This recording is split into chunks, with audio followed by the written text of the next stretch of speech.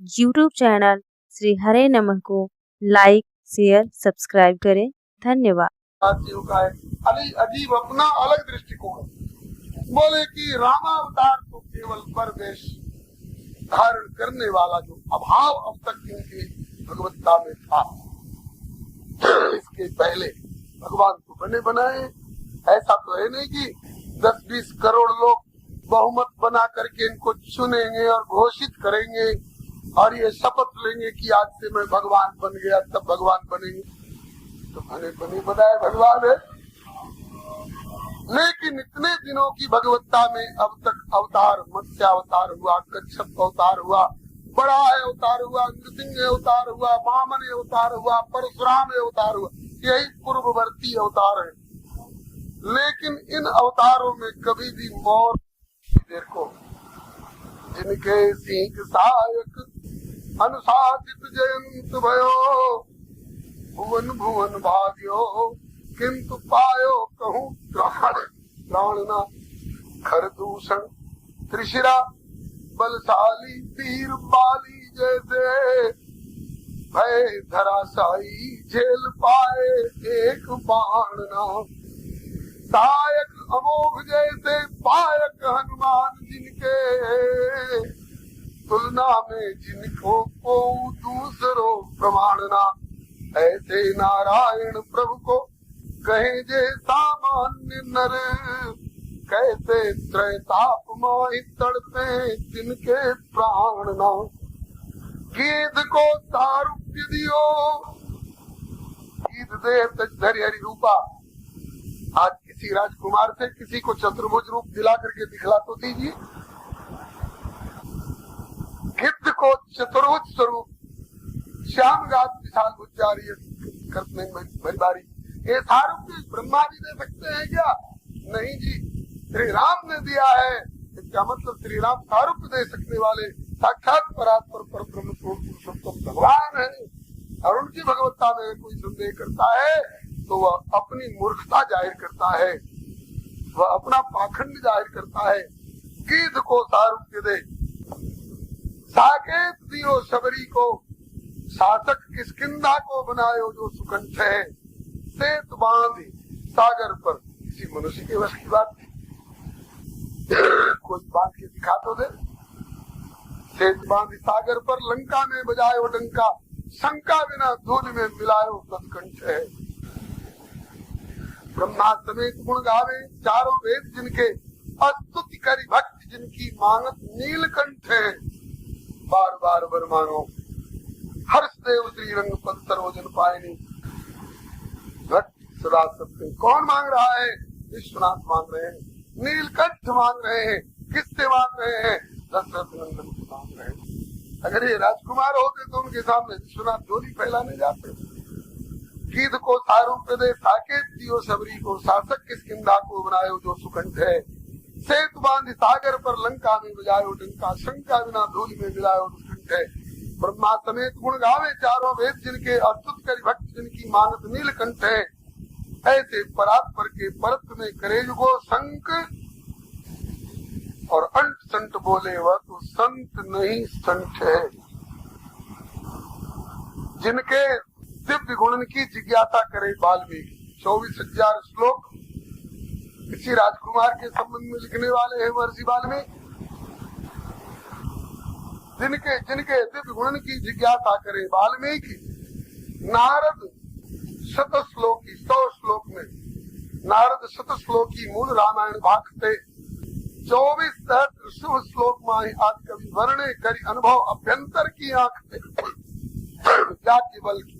भरद्वाज जिनके गुण गाए गाए, सुन के गुन के हृदय माही रखते, जिनके प्रति नास्तिक नालायक असूया करके निज को निरर्थक नीच नरक माही नाखते, जिनके चरण में निछावर सुतीक्ष्ण गए। एक एक बात की ध्यान देने की है।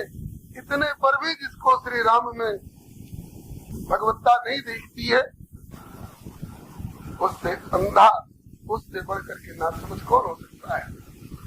जिनके चरण में निछावर सुतीक्ष्ण है, अत्रि और अगस्त जिनकी ईशता बखानते, लोमस वशिष्ठ विश्वामित्र गौतमादि थे, मतंग सर्वंग जिन्हें परम तत्व मानते, सुख सनकादि वेद व्यास और पुराण वेद नेति नेति गाये, ना अघाये गुण गानते, नारायण ताय प्रभु राम के चरण माय, रहो लिपटाए तन मन धन प्राण ते। शंकर भगवान कहते हैं पार्वती आज जैसी भूल मत करना जो दशरथ नंदन श्री राम को भगवान नहीं है ऐसा कहने की लिखाई कर बैठो, फिर हमारा तुम्हारा कोई नाता नहीं रहेगा। त्याग दूंगा उसी तरह से जैसे सती शरीर में हमको त्याग दिया था। श्री दशरथ नंदन को भगवान नहीं मानने वाले से शंकर भगवान कहते मेरा कोई नाता नहीं।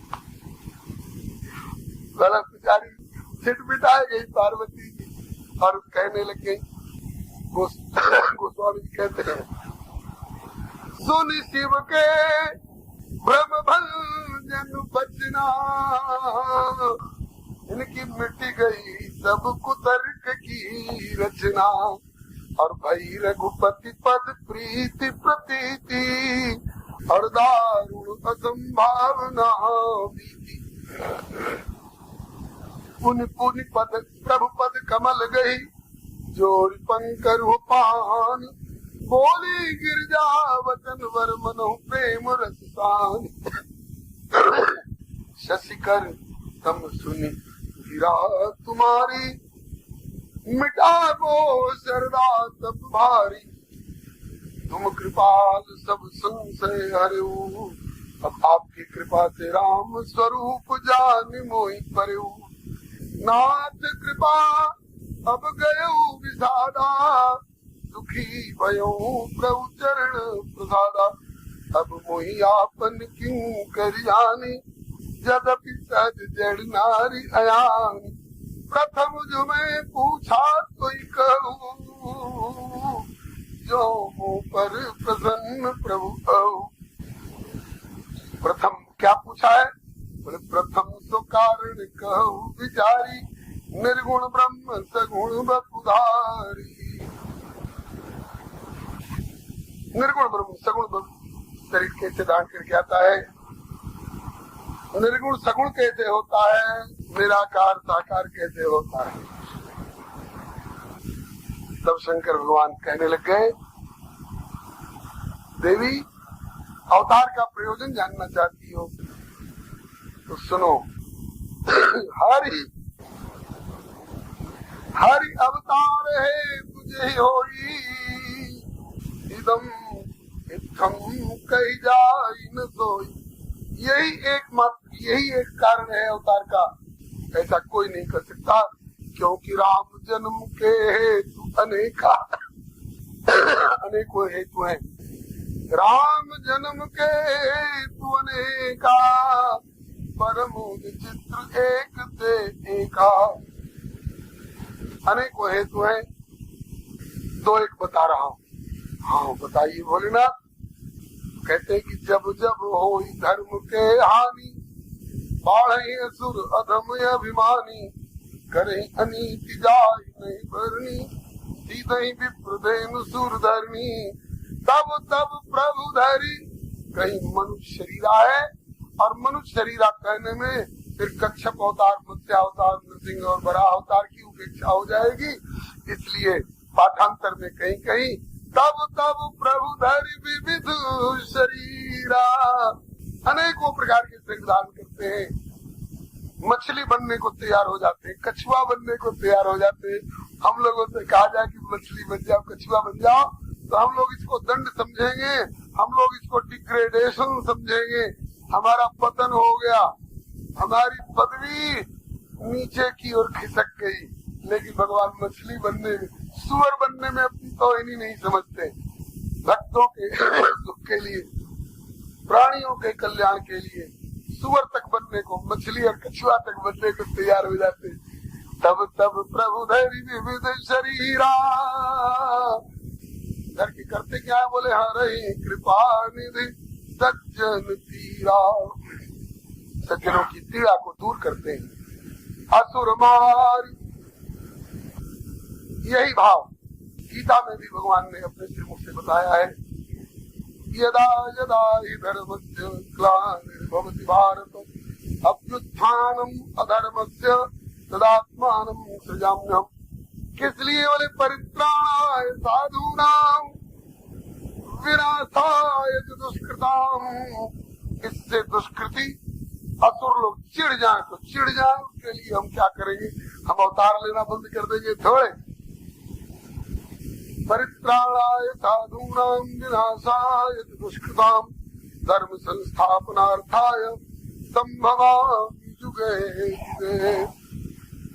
असुर मार खापै सुरन राखै निज श्रुति सेतु। श्रुति एक सेतु है। श्रुति नाम वेद, जो कानों से सुन करके धारण करने की इसकी परंपरा थी, वो एक सेतु है। सेतु माने पुल है। किसके लिए? अपार भवसागर में कोई डूबने न पावे। जो भवसागर के इस पार है और उस पार जाकर प्रभु से मिलना चाहते हो और कोई नौका नहीं है, जहाज नहीं है, तैर करके जाने की और पार करने की क्षमता नहीं है, वे लोग श्रुति रूपी सेतु पर चढ़ करके वेद के रास्ते से चल करके और पहुंच जाएंगे प्रभु के चरणों में। अति अपार जय सरितवर, सरित मने नदी और सरितवर मने श्रेष्ठ बड़ी बड़ी नदियां, अथवा सरितवर समुद्र को भी कहा जा सकता है, क्योंकि सब सरिताओं का वर पति समुद्र ही माना जाता है। सरितपति अति अपार जो सरितवर, जो नृत्य कराए। वैसे तो हाथी का भी उसमें पार करना कठिन था, लेकिन अगर कोई समर्थ व्यक्ति उस पर पुल तैयार करा दे तो हाथी और मनुष्य की कौन कहे। चढ़ी पिपी लिखो, एक चींटी भी उस पुल का सहारा लेकर के इस पार से उस पार। चढ़ी पिपी लिखो परम लघु बिनु श्रम पार जा सकती है। अपार भवसागर में डूब रहा है जो मानव, यह इस श्रुति रूपी सेतु के ऊपर चढ़ करके और आसानी से इस पर चल करके और भगवान के चरणों में पहुंच सकता है। तो इस श्रुति रूपी सेतु की रक्षा करने के लिए वे आते हैं। श्रुति की सेतु की रक्षा की भी आवश्यकता पड़ती है। बोले हाँ, असुर लोग जो होते हैं ना, इस श्रुति रूपी सेतु को तोड़ फोड़ करने लग जाते हैं। बहुत से राष्ट्रीय पुलों के ऊपर लिखा रहता है पुल की फोटोग्राफी लेना मना है। क्यों? कोई शत्रु आकर के इसकी फोटोग्राफी लेकर के और कहीं दूर से अपने कंप्यूटर सिस्टम के अनुसार इस पर कोई बम्बार्डमेंट न कर दे, तो दुश्मन चाहता है कि जिस पर हमें कब्जा करना है उस राष्ट्र के पुलों को तोड़ करके और उनका आवागमन का मार्ग हम समाप्त कर दें, कि वहाँ की सेना वहीं रह जाए और यहाँ पर वो सामना करने के लिए नहीं आ सके। तो इसी तरह से राक्षस लोग चाहते हैं कि इस श्रुति रूपी सेतु को हम नष्ट कर दें, तोड़ फोड़ डालें, और प्रयत्न करके तोड़ते फोड़ते भी हैं। लेकिन जैसे आजकल भिन्न सेतु सब लोग, भय वर्ण शंकर कली भिन्न सेतु सब लोग, भिन्न सेतु माने पुल को छिन्न भिन्न कर रहे हैं लोग। कौन चीज के पुल को? वही श्रुति सेतु को, वेद रूपी, वेद के बताए हुए मार्ग रूपी सेतु को छिन्न भिन्न कर रहे हैं और इसका परिणाम भी भुगत रहे हैं। भय वर्ण शंकर कली भिन्न से तुम लोग करे पाप, पावे दुख, भय रुज शोक वियोग। जब असुर लोग उस भवसागर से पाप पहुंचाने वाले श्रुति रूपी सेतु को जब तोड़ फोड़ करने लग जाते हैं, तो प्रभु आकर के खड़े होते हैं, देखते हैं कि मेरे सामने रहते रहते कौन श्रुति रूपी सेतु को तोड़ता है। और यह तभी संभव है जबकि असुरों को मार करके और वहाँ पर पहरे पर सुरों को बिठावे।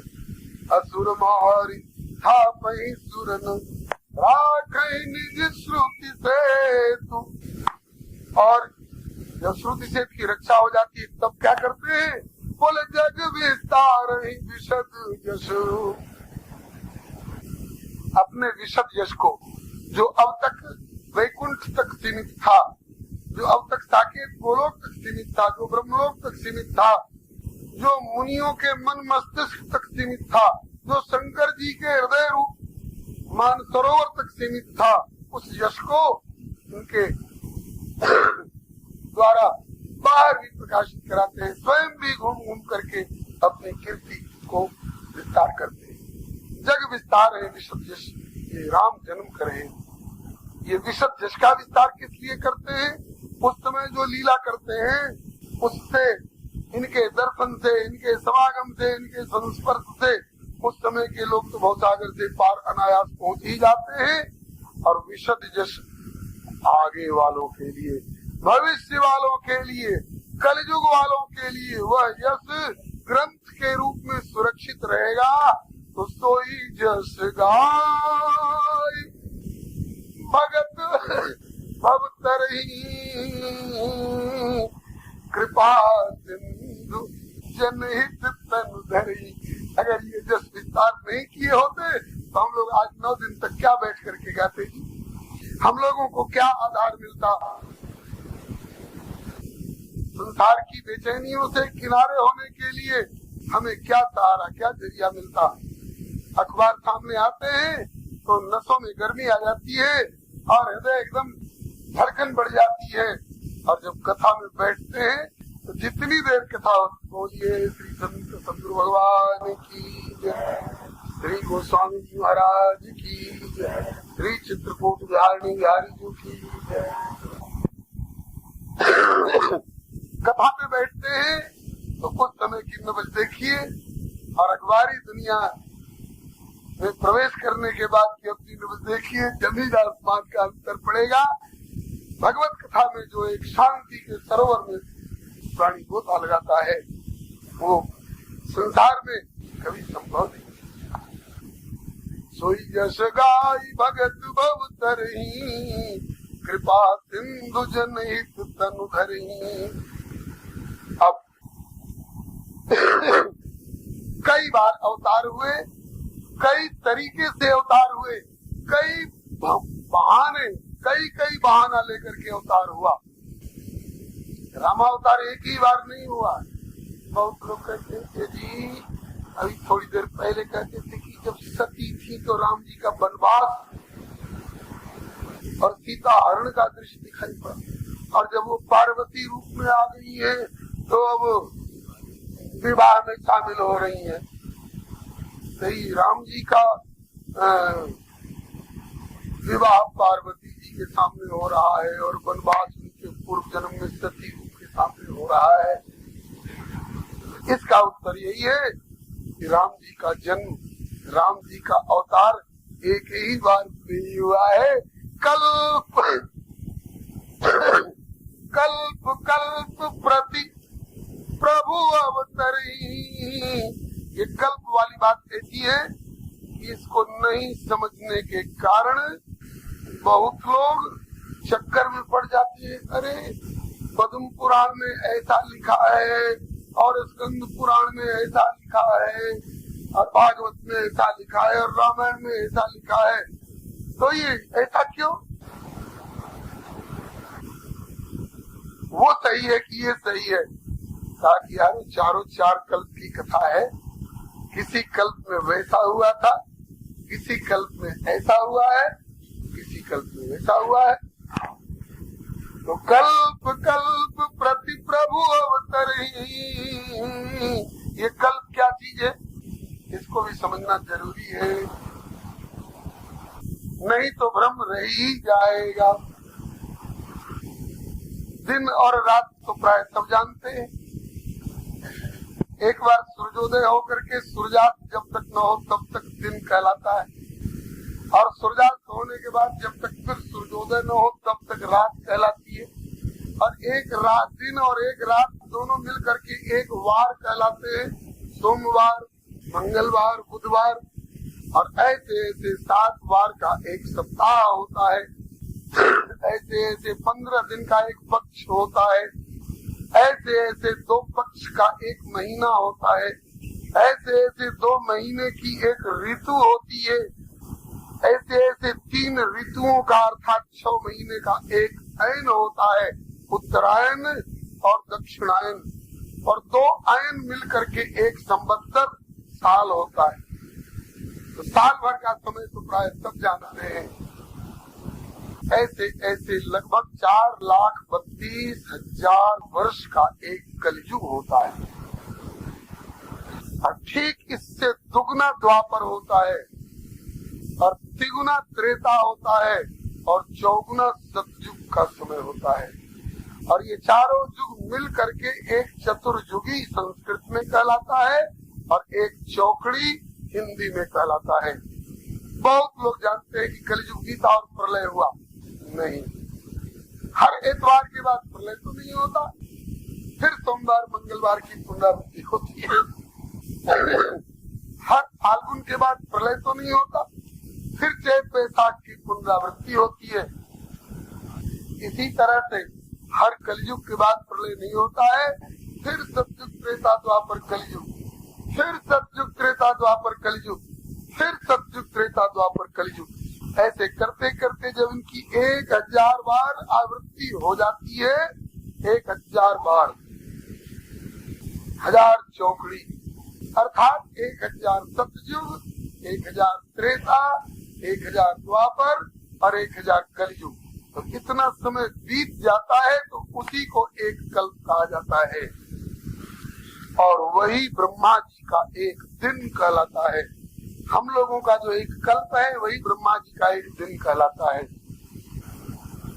और ये सृष्टि ऑटोमेटिक, पशु पक्षियों की भी संतान परंपरा, पेड़ पौधों की भी वंश परंपरा, और मानव दानवों की भी वंश परंपरा ऑटोमेटिक अपने आप चलती रहती है जब तक ब्रह्मा जी जगे रहते हैं। और फिर इसके बाद ब्रह्मा जी की रात आती है, वे सोते हैं, तो 14 लोक हैं, भूलोक, भुवरलोक, स्वर्गलोक, मारलोक, जनलोक, तपलोक, सत्यलोक, 7 ऊपर के हैं, 7 नीचे के हैं, अतल, वितल, सुतल, तलातल, महातल, रसातल, तप, पाताल। इन 14 में से बीच वाले केवल 3 लोक, भूर भुवस्व, भूलोक, भुवरलोक और स्वर्गलोक, ये जलमग्न हो जाते हैं। प्रलय का जल 7 समुद्र उद्वेलित होकर के और भूलोक, भुवरलोक, स्वर्गलोक को डुबा देता है। और जब तक ब्रह्मा जी सोए रहते हैं तब तक ये 3 लोग डूबे रहते हैं पानी में। उसके ऊपर वाले 4थे, 5वें, 6वें, 7वें लोक पर उस प्रलय के जल का कोई प्रभाव नहीं पड़ता है।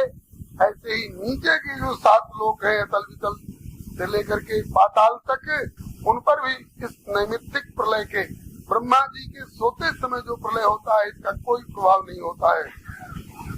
तब तक ये इन 3 लोकों में रहने वाले जो स्थूल शरीरधारी प्राणी हैं, अपने अपने स्थूल शरीरों को त्याग करके अपने सूक्ष्म शरीर के साथ, सूक्ष्म शरीर 4 वस्तुओं का बना हुआ होता है, मन, चित्त, बुद्धि और अहंकार, जिसको अंतःकरण चतुष्टय भी कहते हैं, जिस पर छाप पड़ा करती है हमारे कर्म वासनाओं की।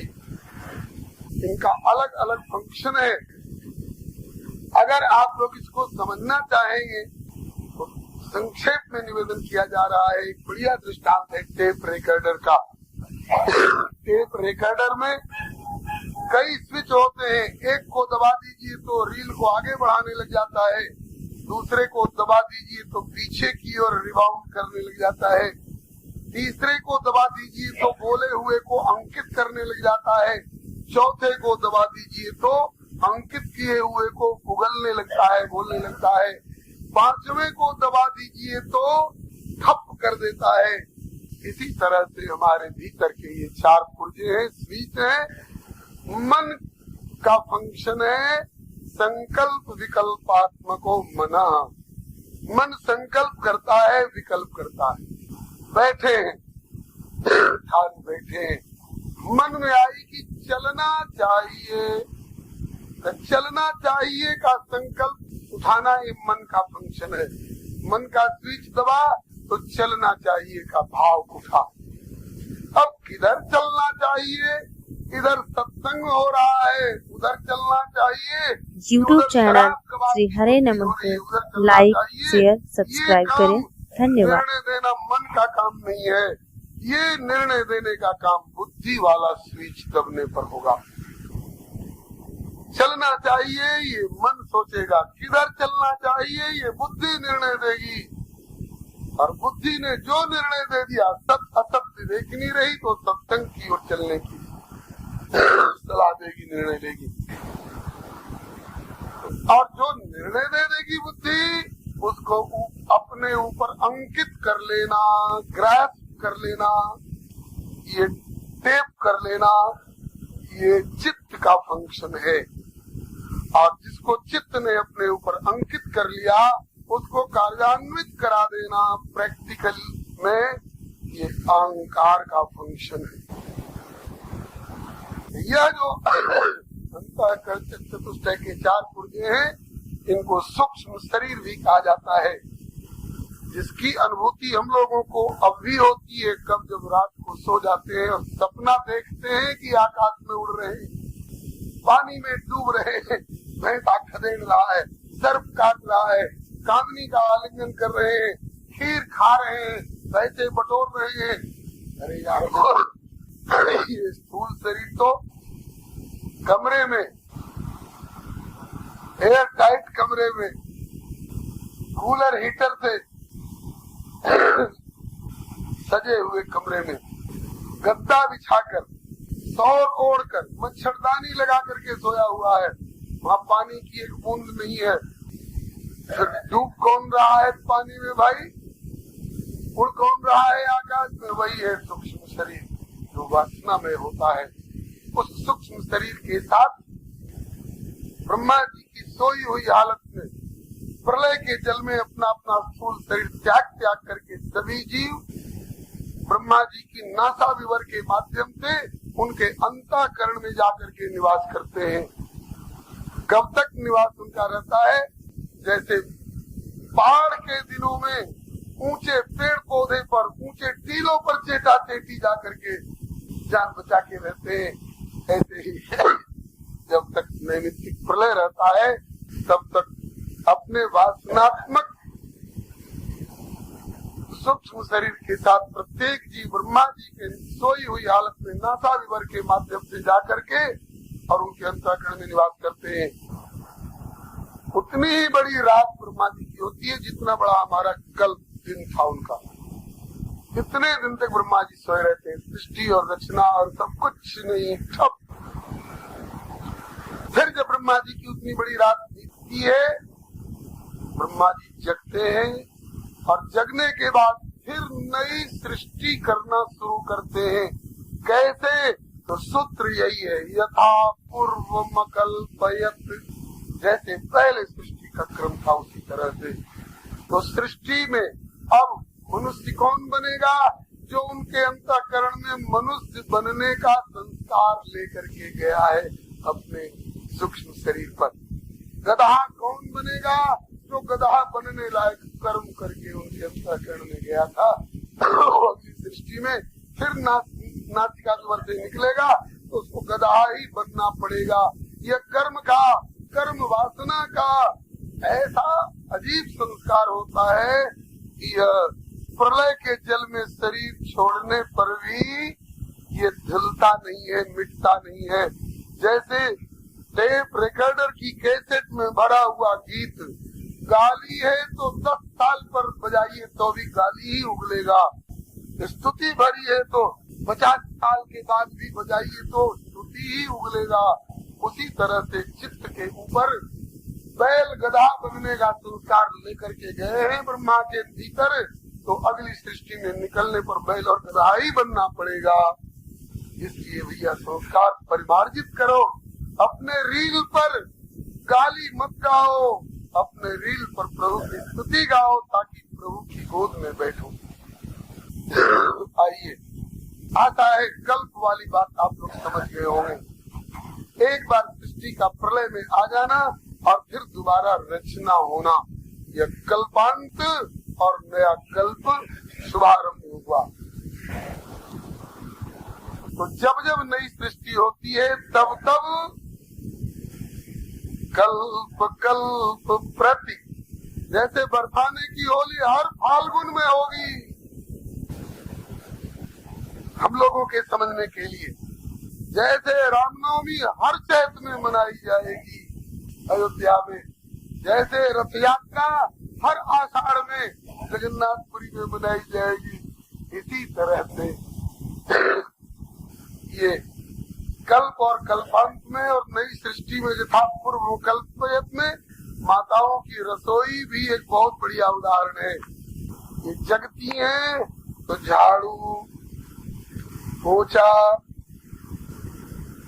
चौका, बर्तन, आटा, चकला, बेलन, कढ़ाई, तवा, चूल्हा, वही क्रम जब तक सब खा नहीं ले, सो नहीं जाए, तब तक इनका यह क्रम चलता रहता है। और जब सब खा पी के सो गए, लाइट ऑफ करके और उन्होंने चूल्हा, चकला, बेलन, कढ़ाई सबका प्रलय कर दिया। उसके बाद फिर जब जगी तो यथा पूर्व कल्पयत, फिर वही झाड़ू और वही पोछा और वही चौका, वही बर्तन, वही कढ़ाई, वही बटलोई, वही तवा, वही रसोई, वही क्रम। इसी तरह से ब्रह्मा जी की यह गृहस्थी थोड़ी ज्यादा अरसे पर, उनका दिन और ज्यादा अरसे पर उनकी रात होती है। अंतर माताओं की रसोई में यही होता है, कभी कच्ची रसोई बन जाती है, कभी पक्की रसोई बन जाती है, कभी 2-10 की बनी, कभी 50-100 की बनी, ये अंतर पड़ता है।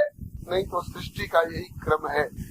कल्प कल्प प्रति प्रभु अवतरहि, और चारु चरित नाना विधि करहि। कल्प भेद हरिचरित सुहाए, भांति अनेक मुनि सन गाए। कल्प भेद से भगवान के अवतारों में चरित्र भेद भी होता है। थोड़ा सा अंतर कहा है, इनकी रसोई में कच्ची पक्की का अंतर पड़ जाता है, ऐसे ही थोड़ा भगवान की लीला क्रम में थोड़ा सा अंतर पड़ता है। चार चरित्र नाना विधि करें। तो श्री काकभुचुंडी जी जैसे महापुरुष, जिनको सदगुरु से भी आशीर्वाद प्राप्त हो चुका है, जिनको शंकर जी भी वचन दे चुके हैं, जिनको इष्टदेव स्वयं श्री राम भी कह चुके हैं कि जब तक तुम नहीं चाहोगे तुम्हारा शरीर नहीं छूटेगा।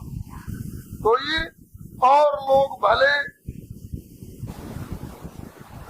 प्रलय होने पर स्थूल शरीर छोड़ करके ब्रह्मा जी के अंतःकरण में प्रवेश करें, लेकिन काकभुचुंडी जी के ऊपर प्रलय के जल का कोई प्रभाव नहीं।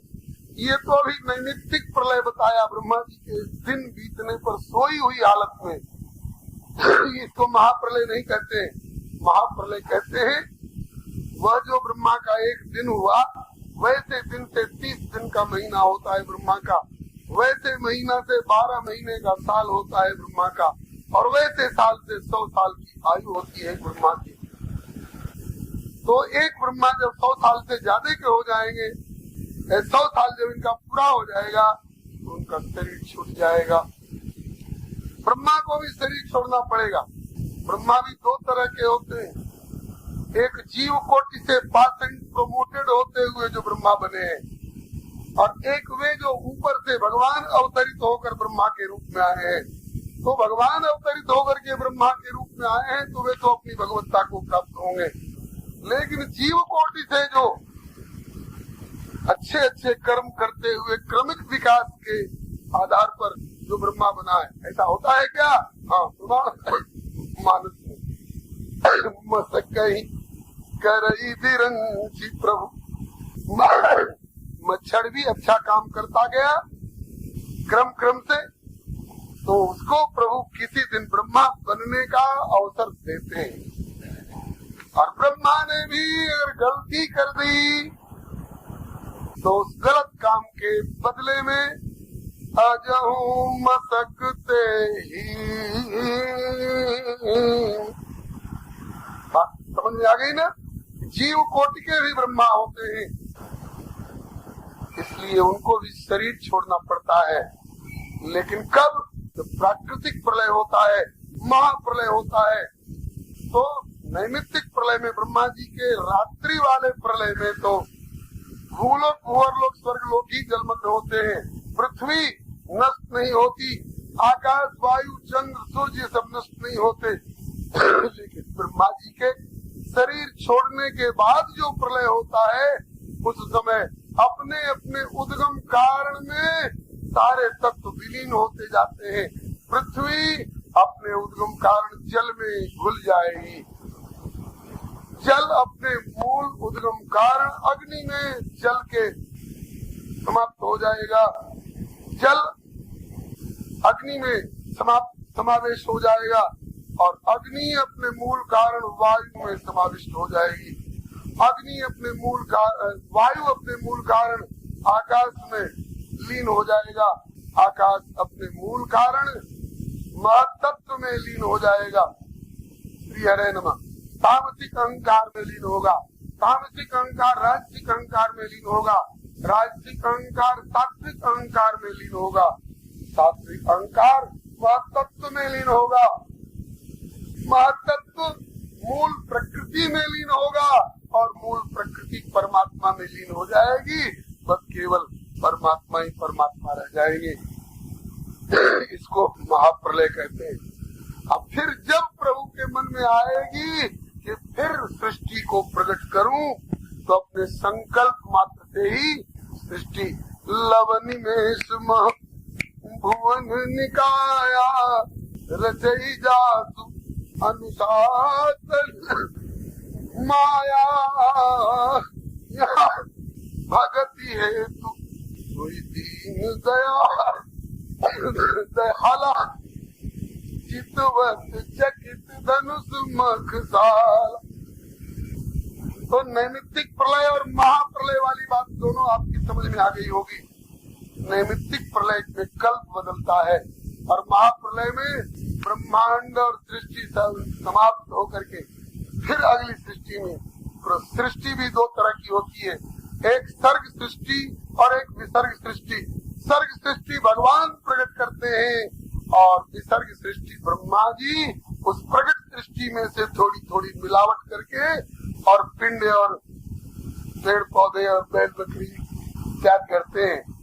सर्ग सृष्टि भगवान के हाथ की बात है, और विसर्ग सृष्टि ब्रह्मा के हाथ की बात है।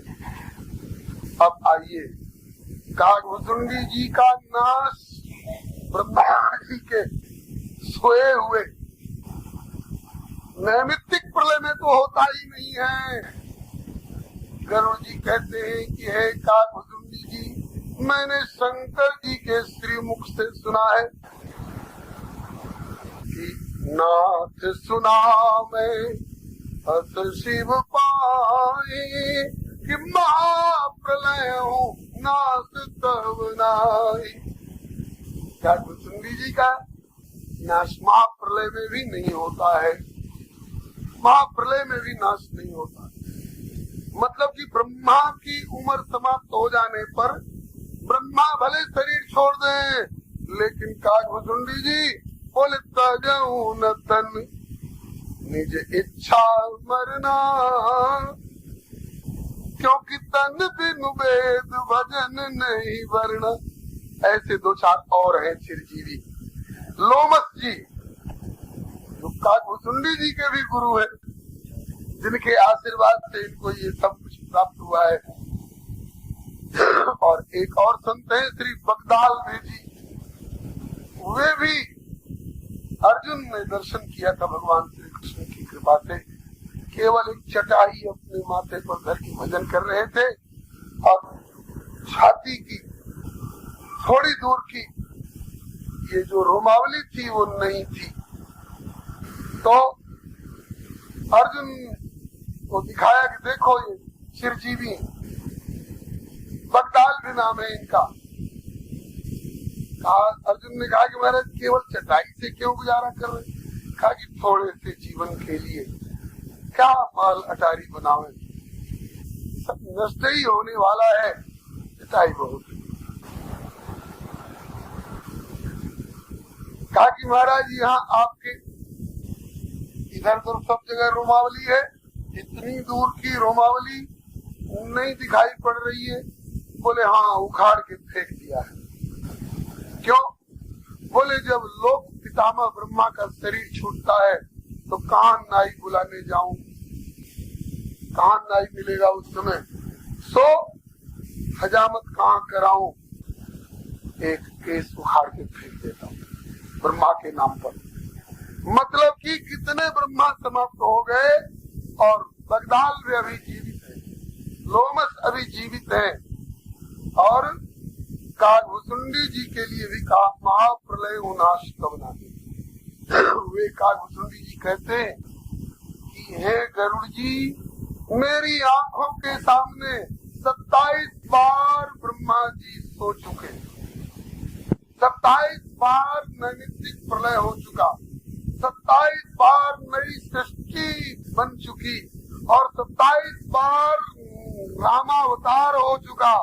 27 बार मैं जाकर के अयोध्या में श्री राम की बाल लीला देख चुका और 27 बार बाल लीला केवल 5 वर्ष तक की लीला देखता हूँ, क्योंकि गुरु जी के आदेश के अनुसार बालक रूप राम कर ध्याना, कहु मोहि मुनि कृपा निधाना।